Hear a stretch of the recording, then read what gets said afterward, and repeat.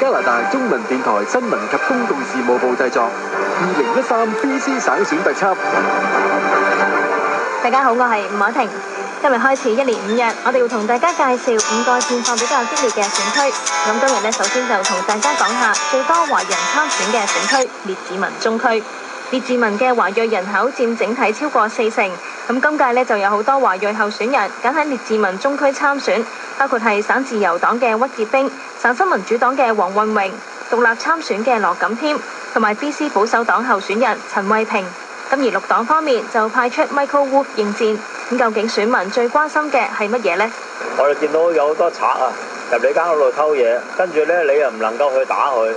如果個警察見到佢都無可奈何嘅，咁我哋係咪應該即係點啊？咁啊，即係要自保咯佢哋。列治文嘅商戶，尤其係深融行，近年多次成為賊匪目標。咁就算老闆點樣安鐵閘、保安攝錄機，每日都係擔驚受怕。屈潔冰話：佢非常關心區內嘅治安問題，假如當選，會同市府合作商討對策。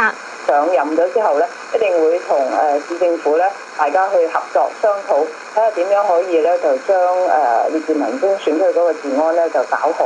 自從自由黨政府上場之後呢，佢哋呢就係首次呢就將所有我哋列治文收到嘅超速嘅罰款呢，就轉交俾市政府，每年呢大概係200萬嘅。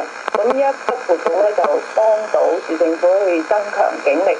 而黃運榮就話：明白到列治文治安惡化嘅問題，咁認為警方除咗要加緊執法力度拉人之外，亦都要揾出幕後操控嘅犯罪集團，喺刑罰上亦都要配合加大阻嚇力度。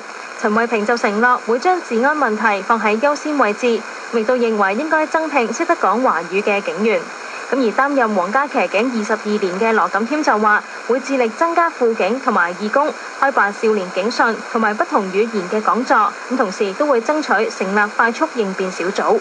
短線嚟講呢，當我一選上呢個省議員呢，我會增加招聘同埋培訓義工工作嘅輔警，因而呢可以增加巡邏啦。第二呢，我提議喺警區裏邊呢係設立一個快速應變小組，係專係處理一啲緊急嘅事故。長線嚟講呢，我會提議就係立法加強呢個刑罰。咁其實烈士居民亦都埋怨百物騰貴，咁覺得呢鄰近城市嘅物價都比列治文低，咁而市民南下消費，最後只會影響本地經濟。移民過來20年，物價漲得太快了，真係很可怕。同樣是在加拿大，在 Richmond 的價錢跟在可能 Burnaby 啊，這個 Surrey 價錢都不一樣，然後跟東部更不要比了。這邊真的是非常的貴，稅金這麼高。黃運榮就認為應該加大力度發展本地農場產品，鼓勵省民買本地貨，節省運輸成本之外，同時發展區內經濟。佢又話而家嘅基本生活開支都特別貴，係因為省自由黨政府管理不善所造成。電費啊、交通費啊嘅上升呢，好多原因呢，當然係呢個我哋知道通脹喺度上升，但係呢係有政府管理不善嘅地方，比如係話呢個 TransLink 嗰個機構就係臃腫龐大啊，包括有一啲公營嘅事業啊、BC Hydro 嘅問題啊，都係因為管理不善呢，嚟令嗰個電費啊或者係其他嘅公共事業費用喺度上升嘅。屈潔冰就強調，省自由黨一直推行低稅政策，老闆俾少啲稅，物價就有下調空間。小市民負擔輕咗，亦都會多啲消費，達至雙贏。屈潔冰話：相反，省新民主黨係主張加稅，只會令到市民生活更加困難。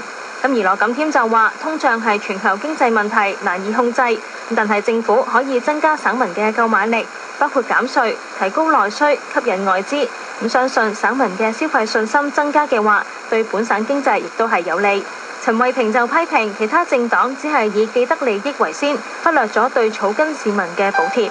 他們大量的資金去保護那些工會的會員30塊、40塊的加薪，而沒有人來保護這些10塊、11、2塊的老百姓的這些切身利益。這兩個政黨在黨綱裏邊根本就沒有保護老百姓，或者說為百姓謀福利的這樣的政綱，這個是關鍵所在。根據 BC 選舉局喺上屆省選嘅資料，列治文中區嘅投票率只係得41%，係全省第2最低。選舉日將會下個月14號舉行，我哋聽日再同大家介紹另一個選區啊。